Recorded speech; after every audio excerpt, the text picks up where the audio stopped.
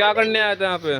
देखिए यहाँ पर एक मोटे से लड़के ने मेरे को इन्हें बुलाने के लिए भेजा था। ये जो सामने वाला मकान अब्दुल बारी का है, ये हमारे पे हर तरह का प्रेशर बनाता है। जब से इस एरिया में मुस्लिम्स इतने ज़्यादा आने स्टार्ट हुए हैं तब से इतना ज़्यादा अनसेफ फील हुआ है। ऑफिस जाने में मैं अनसेफ फील करती हूँ, मैं बाहर मंदिर तक जाती हूँ अपनी गली से बाहर, तब बहुत अनसेफ फील करती हूँ। हम इतने कमज़ोर भी नहीं हैं जो कि इनकी धमकियों से या ये ऐसा कांड करके दिखाते हैं, उससे हम डर जाएंगे। इन सबका मास्टरमाइंड है अब्दुल बारी और इमाम भारती पीछे।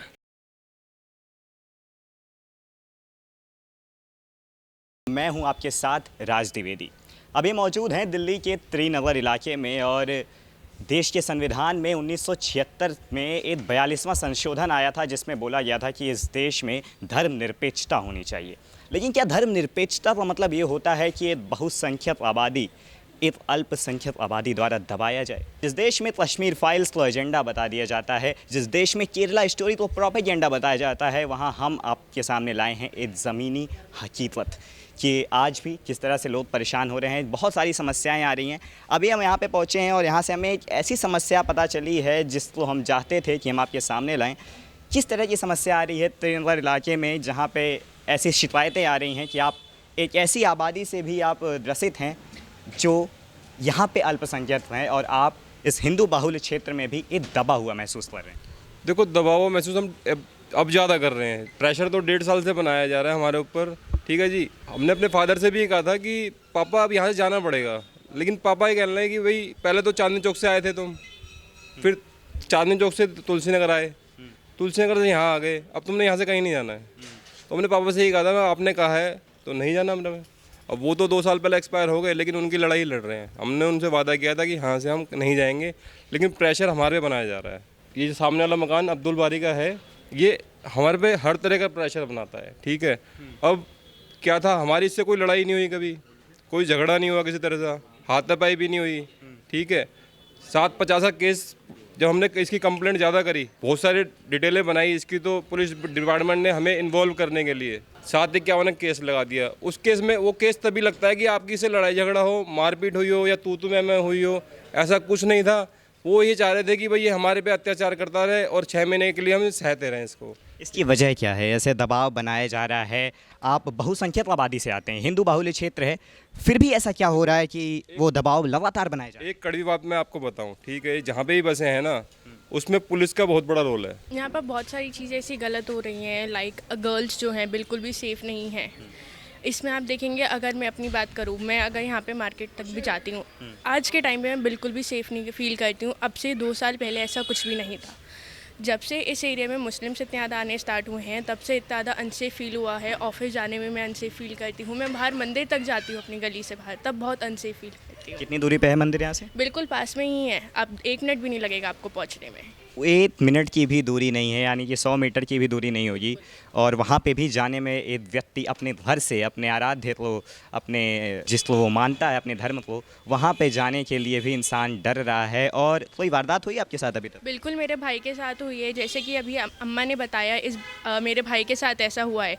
तो 2 बच्चों से पूछा गया, मेरा भाई और उसका फ्रेंड, वो गली में खेल रहे थे, उनसे पूछा गया तुम्हारा नाम क्या है और आराध्या कौन है, कहाँ पर रहता है। उन थर्ड पर्सन का क्या मतलब बनता है किसी से किसी का नाम पूछने का? पूछना है तो पेरेंट्स से पूछो, बड़े से पूछो, बच्चे से क्या मतलब है? आप बात कर सकते हैं उनसे। जैसा कि आपने बताया कि सारी चीज़ें हो रही हैं, लगातार प्रताड़ना दी जा रही है और जिस तरह से हम चीज़ों को हल्के में ले लेते हैं कि हमारे देश तो सेक्युलरिज़म का चोला ओढ़ के हम चलते हैं और ये कहना भूल जाते हैं, बोलना भूल जाते हैं। बहुत सारे प्रूफ्स की भी बात की गई है, बहुत सारे सबूत भी हैं, ऐसी बात है। सबूत में आपके पास क्या क्या है, आप जो बोल रहे हैं, क्योंकि हम चाहते हैं कि हम इसको सीधा आगे तक पहुंचाएं, क्या क्या है आपके पास? सबूत तो हमारे पास ही है जी। पहले इंद्रलोक में सारा कब्जा हो चुका है, सारे हिंदू वहाँ से यहाँ दौड़ के आए हैं, तो वहाँ पे टोटली हम नहीं जा सकते। और अब यहाँ पे वही हाल यहाँ पे हो रखा है। अब ये सोचते हैं कि हम यहाँ से भाग जाए। जब हमने, हमारे ससुर पापा ने ये खरीदा था तो 4-4, 6-6 फुट पानी था यहाँ पे, एक ईंट हमारे सास ससुर ने अपने सर पे ढोई है। तो हम लोग तो इसमें कि हमारे पास पैसा नहीं है, दूसरा मकान लेंगे या भाग जाएंगे इनके डर से। हम नहीं जाएंगे, मरेंगे और मारेंगे। हम 100%, 101% नहीं जाएंगे यहाँ से। ये डीलर के खिलाफ कंप्लेंट है, ठीक है। और इस कंप्लेंट पे कम से कम 150-200 लोगों के साइन है। कंप्लेंट क्या है? कंप्लेंट है कि जो ये डेमोग्राफी चेंज करने में इसका हाथ है। मकान हिंदुओं से खरीद के मोमडों को बेचता है, वो पैसा इसके बाद कहाँ से आ रहा है, लोगों को धमकी दे रहा है, ठीक है, इनलीगल एक्टिविटी में इन्वॉल्व है ये। तो जब इतने 150-200 लोगों के साइन होने के बाद भी अगर किसी भी कंप्लेंट पे कुछ सुनवाई नहीं हो रही, तो इंडिविजुअल बंदे की कंप्लेंट में सुनवाई कैसे होगी? डीलर का नाम? धीरज मित्तल। जो हिंदू की प्रॉपर्टी बेची जा रही है मुस्लिमों के लिए, इसमें सबसे बड़ा रोल इन्हीं का होगा? सबसे बड़ा रोल इनका है, स्टार्टिंग भी इन्होंने करी है। अब जो हिंदू क्या कहता है मुझे मोमडन को अपनी प्रॉपर्टी नहीं बेचनी, तो वो ये अपने नाम करवा लेते हैं कि हम ही ले रहे हैं इसको, अपनी वाइफ के या अपने भाई के या अपने नाम करवा के रजिस्ट्री अपने नाम करवाने के बाद, खाली करवाने के बाद रजिस्ट्री मोमडन के नाम कर देते हैं। एज अ प्रॉपर्टी डीलर ये करने के पीछे क्या कारण आपको लगता है? पैसा। पैसा तो हिंदुओं से भी मिल सकता है ना? लेकिन उतना नहीं मिलेगा ना। हिंदू अब इसका इनसे बता 2 करोड़ की प्रॉपर्टी हिंदू से लेके 2.5-3 में मोमडन को बेचना, तो इतना पैसा हिंदू तो नहीं दे पाएगा ना।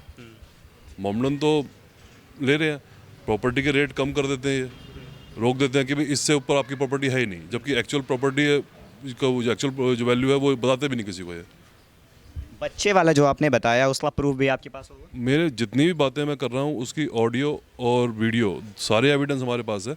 ऐसी कोई भी बात हमारे थ्रू नहीं कही गई है कि जो हम किसी की सुनी सुनाई कर रहे हो या अपने मन से कर रहे हो।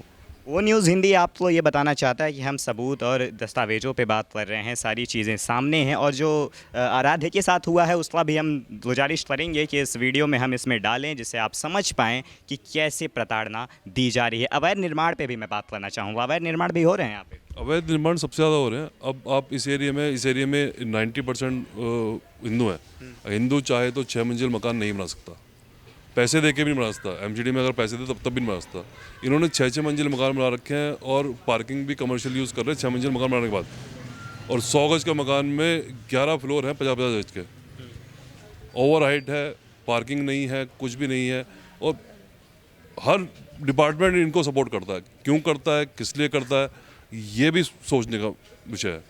मुख्य आरोपी इमाम भारती और अब्दुल वारी, ये 2 नाम जो हैं, इनको किस तरह से सपोर्ट मिल रहा है? ऐसा क्यों है कि इनको एक्स्ट्रा सपोर्ट दिया जा रहा है? ये दबाने के पीछे आपका इलाका है, आपके घर हैं, आपकी आवाज़ हैं, आप लगातार पलायन को लेकर मजबूर हो रहे हैं। जब कश्मीर फाइल्स बनी थी तो बोला गया था कि कश्मीर से जो हिंदुओं ने पलायन किया वो झूठ था, वो प्रोपेगेंडा था। आज श्रीनगर में ये हो रहा है, आज लगातार ऐसे ऐसे घटनाएँ आ रही हैं। श्रीनगर फाइल्स भी हम देखना चाहेंगे, ऐसा हम नहीं सोच सकते। क्यों ऐसा हो रहा है कि उन्हें एक्स्ट्रा सपोर्ट बाहर से भी दिया जा रहा है? देखिए, ये जब जहाँ आते हैं पूरी तैयारी से आते हैं, अपनी फंडिंग पूरी करके आते हैं, मस्जिद से पूरे इनको चीज़ें बताई जाती हैं। जिस एरिया में आते हैं उस एरिया में अपना पूरा ग्रुप बनाते हैं, फाइनेंसर का, बिल्डर का, एमसीडी के जो लोग हैं उनसे। तो ये अपनी पूरी तैयारी से आते हैं कि कल कला को हम किसी भी तरीके से बैकफुट पे ना आए। तो फंडिंग तो इनको चलती है। अब 2-3 रुपए की ऑयल सील बनाने वाला बंदा 3-3, 4-4 करोड़ की प्रॉपर्टी कैसे खरीद सकता है? अब्दुल वारी आपके आने से पहले यहाँ पर थे? नहीं, अब्दुल बारी जो है 1.5-2 साल से यहाँ आए हैं। तो आपका कहना है कि ये पूरी प्लानिंग का हिस्सा है और ये सारी चीज़ें इस वजह से की जा रही है क्योंकि ये सारा मास्टरमाइंड ये 2 आरोपी अपने तहत करवा रहे हैं? हाँ बिल्कुल, हमें तो उसने धमकी भी दी थी कि अब तुम देखते जाओ, मैं ये पूरी गली खरीद लूँगा। ये धमकी तक उसने हमें दी है कि मैं ये पूरी गली खरीद लूँगा, तुम मेरा कुछ नहीं कर सकते। कह रहा एक फ़ोन करूँगा 500 बंदा यहाँ पे होगा। थोड़े दिन पहले 11 नंबर गली के अंदर लड़की से बदतमीजी की लड़कों ने, ठीक है, दिवाली के टाइम के आसपास की बात है। लड़की से कह रहा था कि मैं बंदे बुला करके तेरे को यहाँ को उठवा के ले जाऊँगा, ठीक है। किराए का मकान था, किराए के मकान 70 बंदे रहते हैं। पूरी कंप्लेंट बना के दी, इसीलिए दी थी कि डिपार्टमेंट ये ना कहे कि तुम्हारे यहाँ पे पहले ऐसा कुछ हुआ, तुमने हमें बताया क्यों नहीं। 6 महीने हो गए, कोई कार्रवाई नहीं हुई किसी तरह से। थोड़े दिन पहले ये गेट इस वजह से भी लगाया हमने कि एक लड़का आया पीछे गला चौक करके 5000 छीन के ले गया किसी के, वो कंप्लेंट लिख के दी, उस पर कोई कार्रवाई नहीं हुई। ये सारी कंप्लेंटें हैं इनके पास, जितनी भी कंप्लेंट है पूरी डिटेल है, लेकिन इस पर कोई कार्रवाई नहीं है क्योंकि इनका कोई मकसद है ही नहीं कि भाई हमारे लिए कोई ऐसी कार्रवाई ये करे। और सबके साइन है, ये कोई किसी को पर्सनल नहीं है इसके अंदर। कितनी शिकायतें दायर की गई अभी तक? ये देख लो, आपके सामने ही है, 15-20 शिकायतें, हर तरह की शिकायत हैं, ठीक है। ये कार्रवाई नहीं हुई? कार्रवाई कोई कुछ नहीं हुई, वो सिर्फ दबाया जाता है डिपार्टमेंट की वजह से कि भाई डिपार्टमेंट भी ये प्रेशर बना रहा है कि ये यहाँ से बेच करके चले जाएंगे। और किस तरह ये समस्याएं आ रही हैं, हम आगे बढ़ेंगे। माता जी, आपसे पूछना चाहेंगे, उत्तम नगर कांड हुआ था अभी हाल ही में और उस पर अभी भी वारदात, उस पर कार्रवाई चल रही है, जाँच चल रही है। क्या इस देश में एक और तरुण हत्या कांड जैसा कांड होना चाहिए? क्या इस देश में, बांग्लादेश में जब दीपू चंद्र दास की हत्या होती है, इस चीज़ों को बढ़ावा देना, ये मुद्दा इसलिए ज्वलंत होना चाहिए क्योंकि हम ऐसे मुद्दे पे आवाज़ नहीं उठाते हैं। आवाज़ उठाते हैं तब हम इस पे आगे बढ़ पाते हैं। आपका क्या मानना है कि कैसे इसे रोका जा सकता है? इसे तो फिर हम सब लोग इकट्ठा हों, पूरा समाज इकट्ठा हो, एकजुट होकर रहें, तभी हम इनको रोक सकते हैं। और दीपू का कांड, उसका कांड इसलिए करा था तरुण का, इन्होंने ये दिखाने के लिए कि हम ये कुछ कर सकते हैं। आप बोलोगे तो आपके साथ भी होगा, लेकिन हम इतने कमज़ोर भी नहीं हैं जो कि इनकी धमकियों से या ये ऐसा कांड करके दिखाते हैं, उससे हम डर जाएंगे। हम डरने वालों में से नहीं हैं, लेकिन हम एकजुट हैं, पूरा एरिया हमारा एकजुट है। और किस तरह की वारदात सामने आई है? लगातार परेशान करने की बातें आ रही हैं, कैसे कैसे परेशान किया जा रहा है? परेशान क्या है कि ये बाइक चलाते हैं, बड़ी तेज़ी से चलाते हैं बाइक वगैरह, फिर वो पीछे से आवाज़ लगा लगा के जाते हैं, गालियाँ देते रहते हैं, फिर आपस में ही गाली दे के जाएंगे। कभी रोकते भी हैं तो कहते हैं तुम्हें क्या दिक्कत हो रही है। बच्चों के साथ कोई समस्या? बच्चों के साथ समस्या, हमारे पोता है छोटा, तो उसको फॉलो करते करते यहाँ आए कि भाई वो आराध्या का घर कौन सा है, जबकि वो बच्चे हमें जानते भी नहीं है, किसी और बच्चे ने बुलाया उनको। मौजूद है वो बच्चा? ये बच्चा ही है। आराध्या, आपके साथ क्या हुआ? आपके साथ किस तरह से आपको परेशान करने की कोशिश की गई है? एक्चुअली 4-5 लड़के हमारी गली में आए, उन्होंने हमसे पूछा कि आराध्या का कौन सा, आराध्या मेरा नाम है। तो मेरा ब्रदर नीचे उतरा तो सारे भाग गए, एक बच्चा रोक लिया, उससे पूछा कि क्या हुआ क्या नहीं हुआ। उसने बताया कि हमें बच्चों ने भेजा है, हम आपको कोई नहीं जानते, स्कूल के बच्चों ने भेजा है, आपको स्कूल में जानते हैं वो, और आपको वो बुला रहे हैं। वहाँ पे मेरे भाई ने आकर देखा, हमें 5-6 लड़के खड़े थे, और मतलब प्लानिंग ये थी कि इसको पीटेंगे। आप क्या करने आए थे यहाँ पे? देखिए यहाँ पर एक मोटे से लड़के ने मेरे को इन्हें बुलाने के लिए भेजा था। क्या नाम है इनका? कहाँ पे बुलाने के लिए आया था? इसी गली में बोला था कि ये लास्ट वाली बिल्डिंग ना कहीं पर ना आराध्या होगा, उसे भेज दो। कहाँ भेज दो? वहाँ यहाँ पर मंदिर के पास। क्यों भेज दो? मुझे नहीं पता। बेहद चौंकाने वाला मामला ये इसलिए हो जाता है, इसलिए हम कह रहे हैं कि ये मुद्दा इसलिए ज्वलंत हो जाता है क्योंकि जब बच्चों के साथ ये किया जाए, जब बच्चों को टारगेट किया जाए, आपसी मतभेद मिटाने की बात होती है, लेकिन इस देश में मनभेद की बात होती है। मनभेद तब मिटेगा। थोड़ा आगे और बढ़ेंगे, क्या मानसिकता है, आखिर ऐसा क्यों किया जा रहा है? अगर ये हिंदू बाहुल्य क्षेत्र है, अगर ये यहाँ पे आप अल्पसंख्यक नहीं हैं, फिर भी आपको दबाने की कोशिश, क्या प्लानिंग है, क्या धीरे धीरे इनका ये माइंडसेट चल रहा है?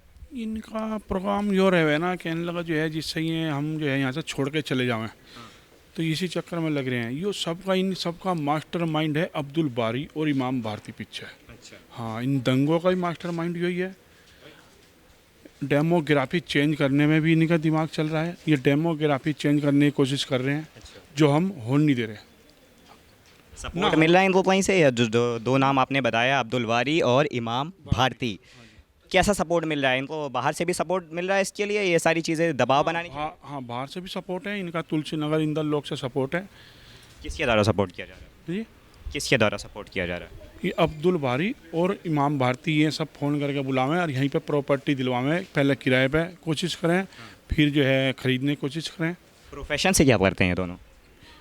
इनका पंप वगैरह का काम है, और जो है अब्दुल बारी का कोई चमड़े वगैरह का काम है। सब 2 नंबर का काम कर रहा है। तो अब्दुल बारी तो ये 2 नंबर का काम कर रहा। इन्हें फंडिंग भी शायद हो गया, जैसा सुना हमने, बाहर से फंडिंग हो गया। अब्दुल बारी का मकान भी हम दिखाना चाहेंगे। जस्ट सामने जो मुख्य आरोपी बताए जा रहे हैं, जस्ट आप सामने चाहूँगा मैं दिखाया जाए ये मकान। एक बात और सामने आती है कि इस देश में राइट टू प्राइवेसी भी है। इस देश में राइट टू प्राइवेसी का अभी उल्लेख संविधान में किया गया है, और कैमरा जो लगाया गया है वो दूसरों के, यानी सामने वाले के घर के सामने लगाना, उनके घर में क्या क्या गतिविधियाँ हो रही हैं, इन चीज़ों पर ध्यान रखना, ये किस हद तक सही है, ये मैं पूछना चाहूँगा। देखिए, उसमें जो है प्राइवेसी का तो सिर्फ उल्लेख है, डिपार्टमेंट कुछ कर नहीं सकता इसमें। हमने कंप्लेंट भी दी थी कि 360 डिग्री जो कैमरा है वो आउटडोर में जो है वो ही नहीं है, लगा ही नहीं सकते उसको। कंप्लेंट दी, 1 मिनट तक उस कंप्लेंट पे कोई नहीं करा कुछ पुलिस वालों ने। हमने लगाया कैमरा, जिस दिन हमने कैमरा लगाया उस दिन पुलिस वाले आ गए। जब हमने उससे कहा कि हमने 1 महीने से कंप्लेंट दे रखी है, आपने उसका नहीं कुछ करा, और हमने लगाया, आप सेम डे आ गए, क्या दोनों के उतरेंगे?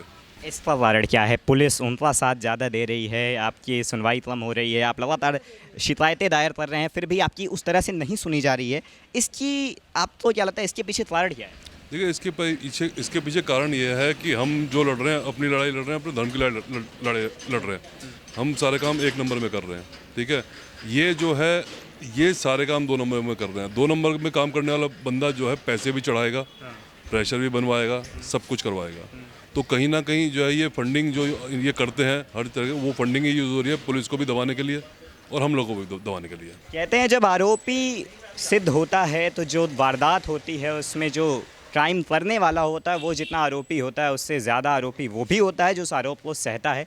बिल्कुल मिसाल देनी होगी कि जिस तरह से इन लोगों ने अपने लिए आवाज़ उठाई है और एक ओ न्यूज़ के स्वतंत्र पत्रकार के रूप में मैं कहना चाहता हूँ इस देश में दूसरा उत्तम नगर हत्याकांड नहीं होना चाहिए। इस देश में बांग्लादेश जैसा दीपू चंद्रदास जैसा हत्याकांड नहीं होना चाहिए और उसके पीछे अगर आपको आगे बढ़ना है तो ऐसे ही इन्हीं लोगों की तरह आवाज़ उठानी होगी। अगर आपके भी क्षेत्र में ऐसी चीज़ें हो रही हैं तो आपको बोलना होगा। बने रहिए हमारे साथ ओ न्यूज़ हिंदी पर, आगे और भी वारदात के साथ और भी घटनाओं को सम्मुख रखते हुए हम आएंगे एक बार फिर से आपके पास।